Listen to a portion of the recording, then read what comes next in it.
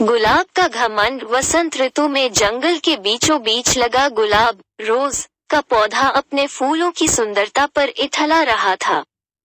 पास ही लगे चीड़, पाइन के कुछ पेड़ आपस में बातें कर रहे थे। एक चीड़ के पेड़ ने गुलाब को देखकर कहा, गुलाब के फूल कितने सुंदर होते हैं। मुझे मलाल है कि मैं इसके जैसा सुंदर नहीं हूँ। मित्र, उदास होने की आवश्यकता नहीं है। हर किसी के पास सब कुछ तो नहीं हो सकता। दूसरे चीड़ के उसकी इस बात का उत्तर दिया। गुलाब ने उनकी बातें सुन ली और उसे अपनी सुंदरता पर और गुमान हो गया। वो बोला, इस जंगल में सबसे सुंदर मैं ही हूँ। तभी सूरजमुखी के फूल ने उसकी इस बात पर आपत्ति जताते हुए कहा, तुम ऐसा कैसे कह सकते हो? इन जंगल में बहुत सारे सुंदर फूल हैं और तुम बस उनमें से एक हो। लेकिन सब मुझे देखकर ही तारीफ करते हैं। गुलाब ने इतराते हुए कहा, देखो इस नागफनी कैक्टस के पौधे को। ये कितना बदसूरत है। इस पर तो कांटे ही कांटे हैं। कोई इसकी तारीफ नहीं करता।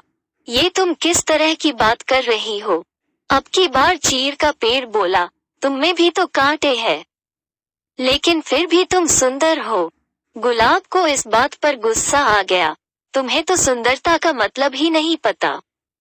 तुम इस तरह मेरे कांटों और उस नागफनी के कांटों की तुलना नहीं कर सकते। हम में बहुत फर्क है। मैं सुंदर हूँ और वो नहीं। तुम में घमंड चढ़ गया है गुलाब। इतना कहकर चीड़ के पेड़ ने अपनी डालियों दूसरी ओर झुका ली। इन सब के बीच नागफनी का पौधा चुपचाप रहा, लेकिन गुलाब ने गुस्से में अपनी जड़ें नागफनी के पौधे से दूर हटाने की कोशिश की। लेकिन ऐसा संभव नहीं था। कुछ देर प्रयास करने के बाद गुलाब ने चिढ़कर नागफनी के पौधे से कहा, तुम एक निरर्थक पौधे हो। तुम में न सुंदरता है, नहीं तुम किसी काम के हो। मुझे दुहक है कि मुझे तुम्हारे पास रहना पड़ रहा है। गुलाब की बात सुनकर नागफनी को दुहक हुआ और वो बोला, भगवान ने किसी को भी निरर्थक जीवन नहीं दिया है। गुलाब ने उसकी बात अनसुनी कर दी। मौसम बदला और वसंत ऋतु चली गई। धूप की तपिश बढ़ने लगी और पेड़ पौधे मुरझाने लगे। गुलाब भी मुरझाने लगा। एक दिन गुलाब ने देखा कि एक चिड़िया नागफनी के पौधे पर चोंच गड़ाकर बैठी है। कुछ देर बाद वो चिड़िया वहां से उड़ गई। वो चिड़िया ताजगी से भरी लग रही थी। गुलाब को ये बात समझ नहीं आई कि वो चिड़िया नागफनी पर बैठकर क्या कर रही थी। उसने चीड़ के पेड़ से पूछा, ये चिड़िया क्या कर रही थी? चीड़ के पेड़ ने कहा, ये चिड़िया नागफनी के पौधे से पानी ले रही है। ओह, लेकिन क्या इसके चोंच गड़ाने से नागफनी को दर्द नहीं हुआ होगा? गुलाब ने पूछा, अवश्य हुआ होगा, किंतु दयालु नागफनी चिड़िया को तकलीफ में नहीं देख सकता था। चीड़ के पेड़ ने उत्तर दिया, ओह, तो इस गर्मी में नागफनी के पास पानी है। मैं तो पानी के बिना सूख रहा हूँ। गुलाब उदास हो गया। तुम नागफनी से मदद क्यों नहीं मांगते? वो अवश्य तुम्हारी मदद करेगा। चिड़िया अपनी चोंच में भरकर तुम्हारे पास ले आएगी। चीड़ के पेड़ ने सलाह दी। गुलाब नागफनी से कैसे मदद मांगता? उसने तो अपनी सुंदरता के घमंड में उसे बहुत बुरा भला कहा था।